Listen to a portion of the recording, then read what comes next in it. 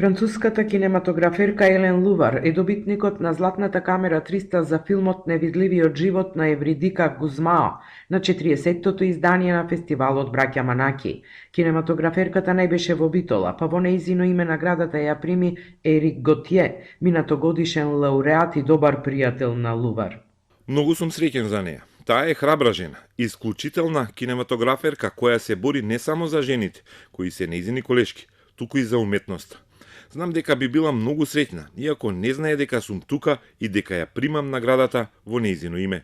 Кинематограферот Џин Сок Донг ја доби сребрената камера 300 за кинескиот филм Езеро на дивите гуски, а за филмот Пирани италијанскиот директор на фотографија Даниеле Ципри доби бронзена камера 300.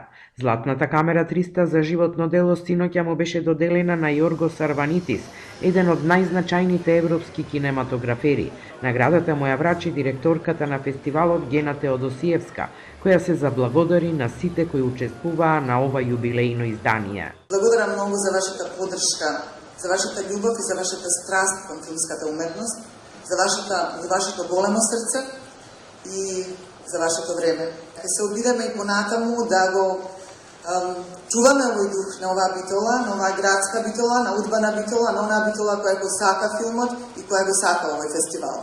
Фестивалот синоќа беше затворен со специјална проекција на филмот која прикажува фотографската работа на браќата Јанаки и Милтон, насловен Манаки приказна во слики, чиј режисер и кинематографер е Роберт Јанкуловски.